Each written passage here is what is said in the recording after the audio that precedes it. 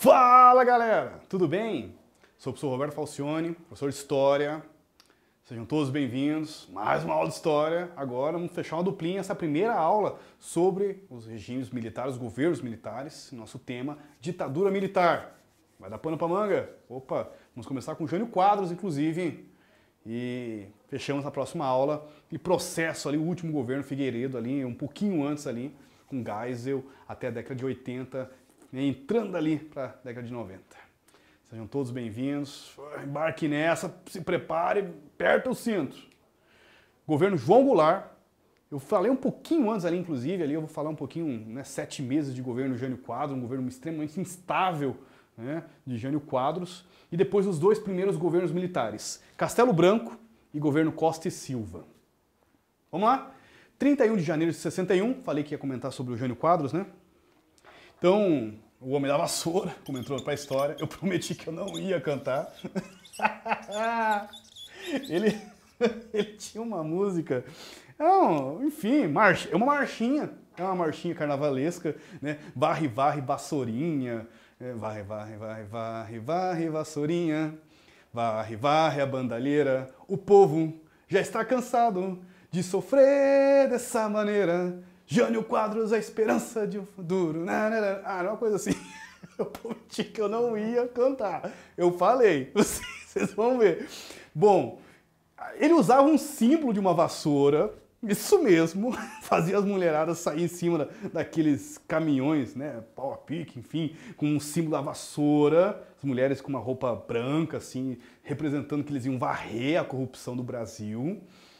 Apontavam muito as irregularidades na construção de Brasília, naquele plano de 30 metas lá do Juscelino Kubitschek, foi alvo de muitas situações, enfim, acusado de muita corrupção, não ele, mas todo o plano, né? Você sabe muito bem como é que funciona no Brasil, né? Eu não sei, poxa vida, eu ouvi falar que o dinheiro sai do governo federal, passa pela prefeitura, mas antes tem que passar ali pelo governador. Tudo bem. Enfim, foi acusado de muitas questões assim, e o Jânio Quadros, né, tinha a proposta ultraconservadora, ele tinha uma simbologia, falava sobre família, Deus, pátria, que ia trazer novamente, acabar com a corrupção no Brasil. E que ele representava, e que ele era altamente anticomunista, eu sei se você já viu todas essas conversas, né?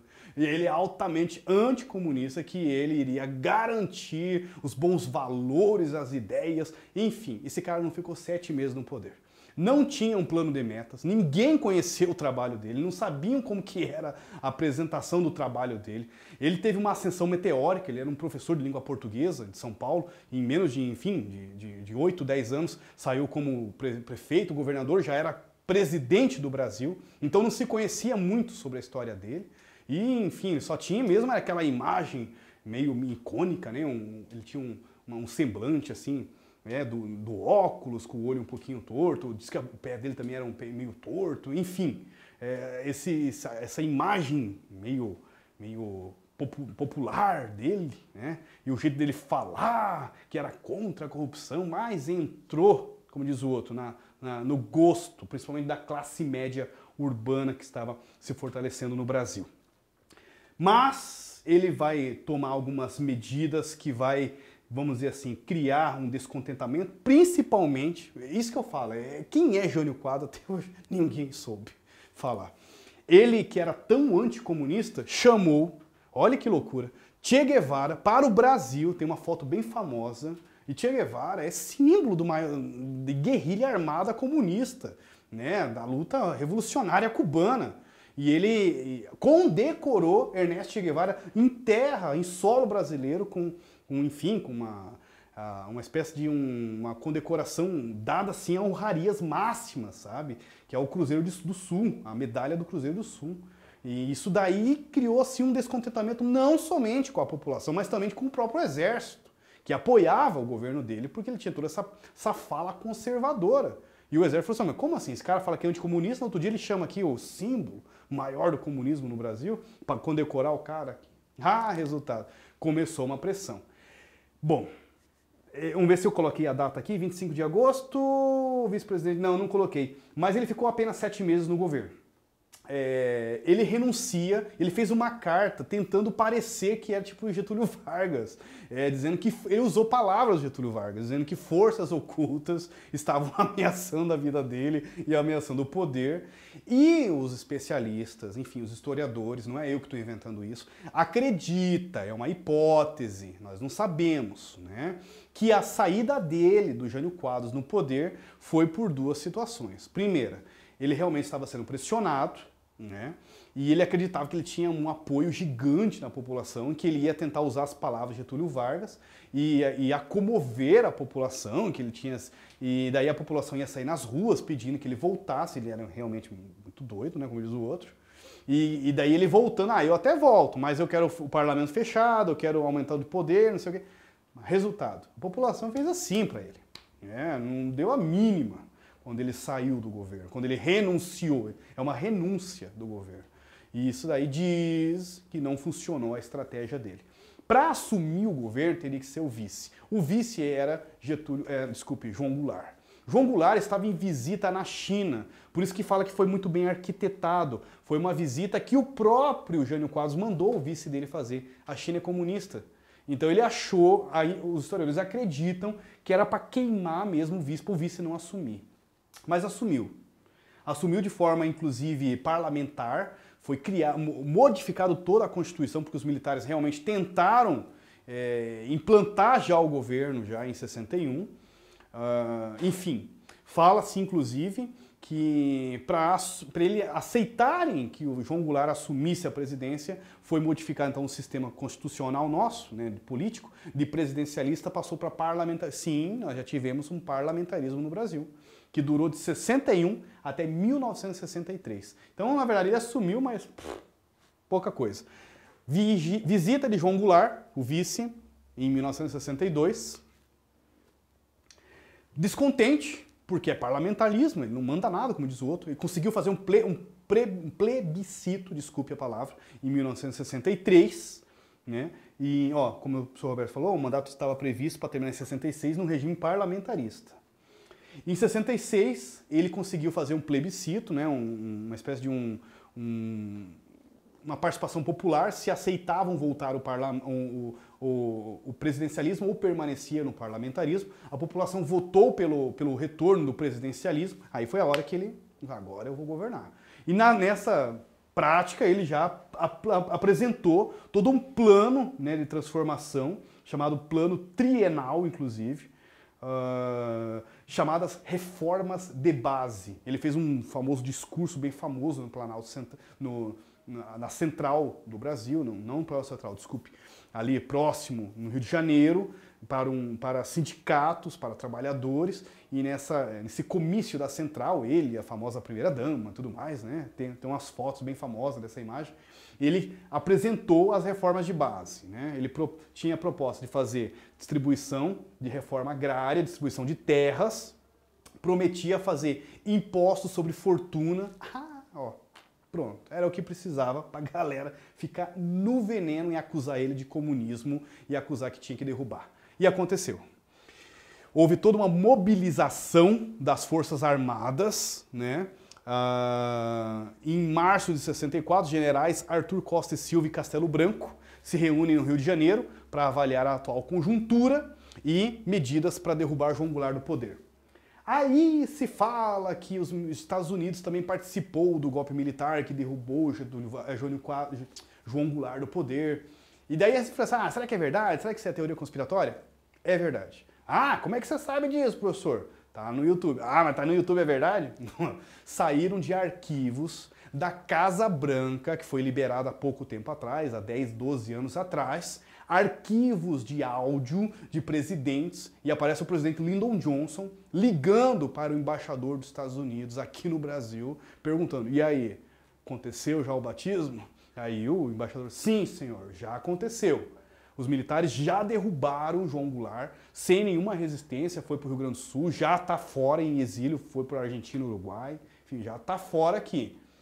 Tá, daí o presidente pergunta, nós estamos com 2 ancoraçados ali em Nicarágua, próximo de vocês, abastecido de equipamento, combustível, caça, se precisar. Não, senhor, Não houve resistência, a população não foi para as ruas, o exército já tomou Brasília, foi tranquilo, sem problema. Não tem nenhuma situação mostrando que pode haver algum tipo de combate, enfim, uma guerra civil no Brasil. Se precisar, a gente avisa o senhor. Rapaz, eu tô falando sério. Coloca no YouTube, tá? Áudio gravado do presidente Lyndon Johnson conversando com o embaixador dos Estados Unidos no Brasil. 3 dias depois do golpe. Parece piada, né? Eu fico imaginando se eu vivesse nessa época, né? O cara da rádio falou assim, 1º de abril, notícias, 1º de abril, João Goulart não é mais o presidente. Todo mundo, Não, é verdade. É verdade. Os militares tomam Brasília. Não, é verdade. Não é piada. Dia 9 de abril de 64 foi criado, então, os atos institucionais. Então, os governos militares, para governar sempre com aquela imagem de democracia, vão criando chamados AIs, atos institucionais, que vai modificando, são emendas que vai mudando assim toda a Constituição do Brasil. Não foi cancelada a Constituição do Brasil. O ato institucional número 1 previa, né, possibilitou ao Poder Executivo cassar mandatos eleitos, suspender direitos políticos e tudo mais. No dia seguinte, o Congresso elegeu o general Humberto Castelo Branco, presidente da República. Castelo Branco era militar da vertente moderada das Forças Armadas. Isso é muito importante comentar para vocês. Quando eu falo, o exército tomou o poder. Não, mas pera um pouco. Mas quem é esse exército? O exército, todo o exército inteiro pensa da seguinte maneira. Isso é muito importante. O exército tinha 2 grupos, inclusive. Um grupo radical, né, que falava assim, olha, nós vamos derrubar João Goulart, temos que continuar no poder, criar uma ditadura, enfim, criar governos militares, permanecer na política, como tinha um grupo moderado, que dizia o seguinte, não, nós temos que derrubar João Goulart, ele está querendo fazer essas reformas de bases comunistas e não sei o quê, temos que derrubar ele do poder, e depois, em 66, a gente devolve as eleições, vai ter eleições, e devolvemos para a população novamente a política. Então, entre os próprios militares, não sabiam muito bem ao certo, em 64, o que fazer. Se deveriam só derrubar o presidente, se deveriam permanecer depois no governo, deveriam depois, enfim, voltar às eleições. Tinha essa divisão entre os grupos radicais e os moderados. O Castelo Branco, o primeiro presidente militar no Brasil, ele é do grupo moderado. Ele via que tinha que depois ter eleições. Não por acaso, dias depois dele ter, enfim, passado para o segundo governo militar, né, o Costa e Silva, tem um acidente, ele é cearense, né? Tem um acidente, o jato pequeno dele encosta num Boeing, tá? Num grande avião das Forças Armadas, tem um acidente aéreo, até hoje muito mal explicado, enfim, que envolve a morte do presidente Castelo Branco, até hoje, né? Envolvendo a situação que diz as teorias conspiratórias, é resultado dessas discussões se deveria ou não permanecer os militares no poder. Falei da participação americana, e inclusive está mais do que comprovado que os Estados Unidos participou durante o governo militar, não só com questões técnicas, né? Na educação mesmo, foi trazido muitas leis, técnicos americanos que fizeram estudos. Houve uma grande lei no Brasil chamada 5692, que é do ano de 1971, que propôs toda uma mudança estrutural, era uma reforma educacional, né, com forte viés de educação americana, sabe? Que estavam propondo a educação profissionalizante para todo o ensino médio, eram umas coisas assim, mirabolantes, claro que não deu certo, né? Mas enfim, teve uma proposta de um pacto educacional, usava essa palavra já, naquela época, chamado MEC-USAID, né? Que era USA e AID, é uma agência internacional de desenvolvimento que interferia em vários países da América Latina. Vocês tiveram essa aula já sobre isso, né? Só para vocês entenderem que o MEC também, e esses técnicos americanos que faziam parte desse período, ok? Bom, foi criado o ato institucional número 2, foi cancelado o multipartidarismo e só deixaram funcionando 2 partidos. A Arena, que seria uma espécie de governo de situação, um partido de militares, e o MDB, que era para fazer uma espécie de oposição. Eles voltaram, né, com o termo porque passou a ser PMDB depois de 85, e depois eles voltaram agora, no ano de 2013, 2015, 2016, né, voltaram a usar o termo MDB. Mas são eles.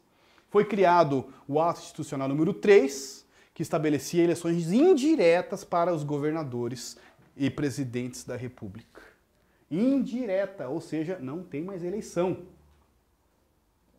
Sob manifestações do MDB no Congresso, em 66, o governo general Castelo Branco foi substituído pelo general Arthur Costa e Silva. Só que o Costa e Silva, ele é radical, ele é da linha dura. Ele é considerado força militar, assim, extremamente radical. Não por acaso, não. O governo Castelo Branco termina em 67, quando assumiu o Arthur Costa e Silva indiretamente como uma junta militar. A indicação de Costa e Silva para presidente propiciou ainda mais o fechamento do regime militar. Aqui, cearense Castelo Branco, 67, 64 e 67, o principais objetivos da intervenção militar era acabar com o projeto das reformas que o professor Roberto comentou para vocês. O governo do Costa e Silva já tem uma outra linha voltada para o radicalismo, já é considerado anos de chumbo, maior repressão da ditadura militar. Não por acaso é no governo dele que vai ser instituído o Ato Institucional número 5, considerado o mais repressor e censurador. Nesse ato institucional, ele dizia o seguinte, dava poderes totais ao presidente. Ele poderia fechar o Congresso, poderia decretar intervenção, fechar as câmaras de vereadores, decretar intervenção nos governos federais, municipais e estaduais, nomear interventores, cassar mandatos políticos, deputados, senadores e vereadores, suspender direitos políticos dos cidadãos, decretar estado de sítio sem aprovar o legislativo, apreender recursos de cidadãos. Além disso, por meio do AI-5, decretava-se proibido o direito de habeas corpus àqueles que fossem acusados de cometer crime político. Então, você é acusado de crime político. Não tem habeas corpus, está preso. Desobrigação do governo de ter que explicar à justiça qualquer ação realizada com base no AI-5. Poder total ao presidente. É isso que significa o AI-5. Por que falam tanto? Porque eu sei que está na moda, voltou a palavra, é uma coisa meio de nostalgia, né? Voltou a falar-se tanto nesse negócio de AI-5. O que é o AI-5, professor? É isso que é o AI-5. Pronto. E surgiu a semente do que eles chamam de milagre econômico, né? Com forte investimento internacional, como nós falamos, os Estados Unidos também com forte aliança econômica americana. Nós vamos ter também algumas medidas, um arroxo salarial, enfim, toda uma mudança econômica, arroxo salarial não, uma mudança econômica no Brasil, que vai propiciar realmente um desenvolvimento do PIB. Começa no Costa e Silva. Mas na próxima aula, não percam, ó, aqui minha propaganda, vai ser no governo Médici que vocês vão ver mesmo realmente o resultado do PIB atingindo 10% em 69, em 70, 1970 foi o auge do chamado milagre econômico, todo mundo vivendo aquela euforia assim. Aí juntou-se com a Copa de 70, com a vitória tricampeã. Próxima aula, não perca, muito bacana. Arthur Costa e Silva, 15 de março de 67, Arquivo Nacional. É esse aqui, ó. É o 1, 2, 3, o quarto da esquerda para a direita. Fechamos?